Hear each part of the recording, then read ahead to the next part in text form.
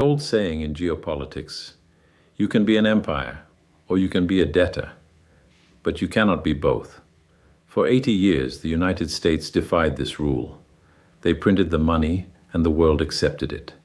They sanctioned their enemies and the world obeyed.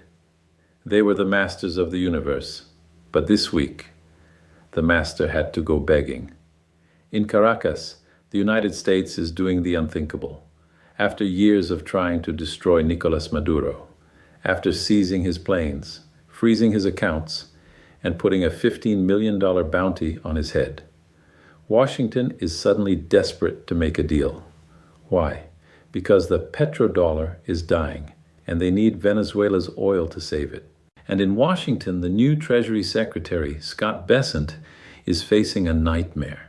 He needs to borrow $3 trillion this year just to keep the lights on, but his usual customers aren't buying. So he is forced to look across the ocean to the very country the U.S. calls its greatest enemy, China. Do you see the irony? The United States is currently waging an economic war against the two countries that it needs the most. I worked at the IMF for many years. I have seen this pattern before. When a superpower starts begging its enemies for resources, it is not a 4D chess move. It is a liquidation sale. Today we are going to look at the two desperate deals happening behind closed doors. The oil deal in Venezuela and the debt deal with China. Because if either of these deals fails, the American economy does not just recession, it stops. Let us start with the humiliation in Caracas. If you want to understand how weak the American empire has become, you do not need to look at the GDP numbers. You just need to look at who they are shaking hands with. 5 years ago, the United States declared that Nicolas Maduro was not the president of Venezuela. They recognized a man named Juan Guaido. They froze Venezuela's bank accounts. They seized their airplanes. They even put a $15 million bounty on Maduro's head like he was a cowboy outlaw in a Western movie. The goal was simple: collapse the Venezuelan economy, force a regime change, and take control of the world's largest oil reserves. So, what happened? Maduro is still there, but the American oil strategy is dead. You see, the United States made a catastrophic miscalculation. They assumed that if they sanctioned Venezuelan oil, the world would stop buying it. But the world is hungry. China continued to buy. India continued to buy. And here is the detail that keeps the U.S. Treasury awake at night. They did not pay in dollars. Venezuela became the first laboratory for a post-dollar oil market. They started selling their oil for Chinese yuan and increasingly for USDT crypto. By sanctioning them, the U.S. forced Venezuela to build a financial immune system. They proved to the world that you can sell oil without Washington's permission. And now the tables have turned. While the U.S. has plenty of oil in Texas, it is the wrong kind of oil. It is light sweet crude. But the massive American refineries in the Gulf Coast, they were built 50 years ago to process heavy sour crude. Without that heavy oil, the refineries choke. They cannot produce enough diesel. And if diesel runs out, the American supply chain stops. So we see the unthinkable. American diplomats are quietly going back to Caracas. They are issuing waivers to companies like Chevron to pump oil in Venezuela again. They are offering debt relief. They are essentially begging the man they tried to overthrow to please turn the pumps back on. This is not diplomacy, this is surrender. It proves that when push comes to shove, the United States needs the Global South's resources more than the Global South needs the United States' permission. But if the situation in Venezuela is embarrassing, the situation in Washington is absolutely terrifying. While the diplomats are begging for oil, the Treasury is begging for cash. This is where the new Treasury Secretary, Scott Bessent, finds himself in a trap.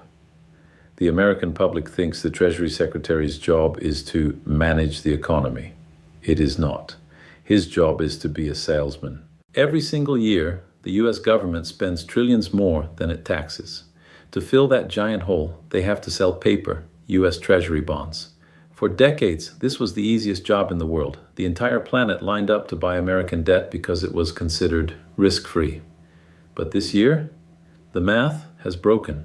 The United States needs to sell $3 trillion in new debt just to survive the next 12 months.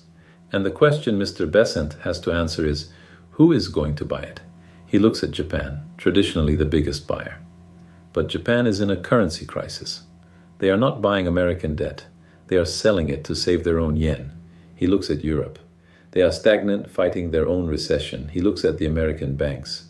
They are already stuffed full of government paper, sitting on unrealized losses. There is only one buyer left on the planet with deep enough pockets to bail out the United States, China. And this is the absolute comedy of the American position. On one hand, you have the politicians screaming about a trade war. You have threats of 60% tariffs.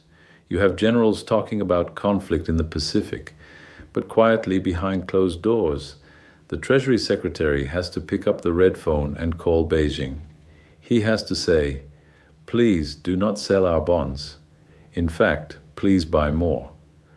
Because if China decides to stop buying, or worse, if they decide to liquidate the hundreds of billions of dollars of US debt they already hold, the American system breaks. Interest rates in the US would explode overnight. Mortgage rates would hit 10, 12, 15%. The stock market, which is addicted to cheap money, would collapse.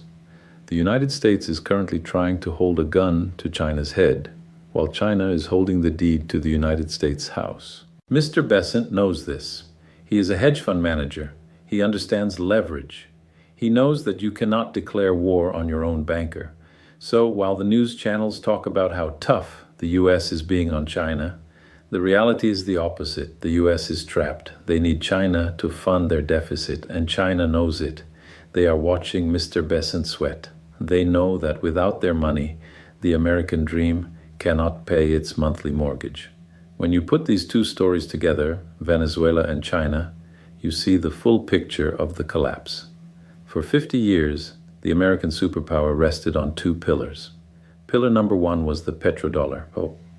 The deal was, we protect you and you price oil in dollars. That forced every country to hold dollars to buy energy. Venezuela has just proven that you can break that pillar and survive. Pillar number two was the hot treasury bond. The deal was, you give us your savings and we give you a safe return. China is now proving that the return is not safe, and the savings are being weaponized. We are witnessing the end of what the French finance minister Valéry Giscard d'Estaing called the exorbitant privilege. For 80 years, the United States had a magic trick. They could print green paper, and the rest of the world would give them real things in exchange. They printed paper, and Saudi Arabia gave them oil. They printed paper, and China gave them electronics. They printed paper, and Brazil gave them coffee. It was the greatest economic deal in history, but the deal relied on trust. Trust that the dollar was neutral. Trust that the dollar was safe. In 2022, when the US froze Russian reserves, they broke that trust. They told the world, the dollar is not a currency, it is a political leash. And now the consequences are arriving.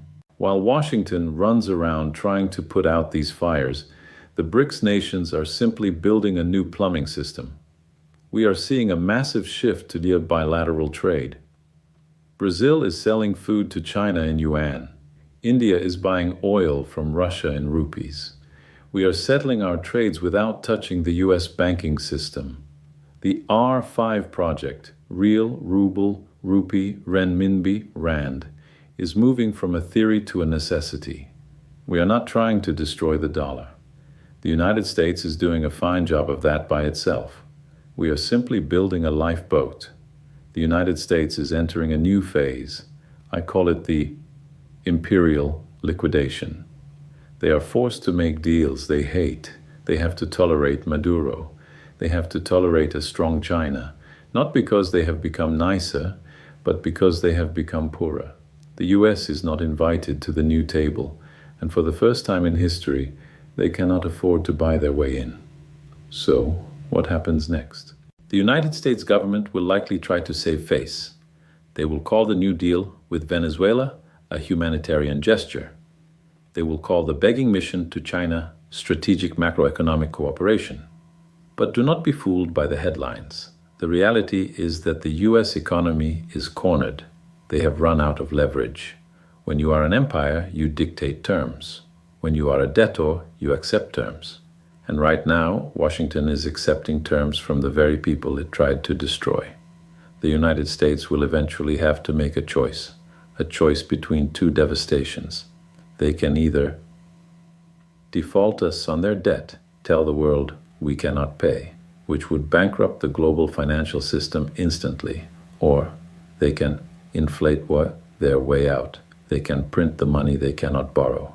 They can devalue the dollar to make their massive debt pile seem smaller. History tells us they will choose inflation. It is the politicians' way out. It is the slow death. For you, the regular citizen, whether you are watching this in America, in Europe, or in Brazil, this means the price of saving the American empire will be paid by your savings. Your groceries will get more expensive. Your energy bills will rise. This is the tax of the falling hegemon. But there is an alternative. The world is not ending.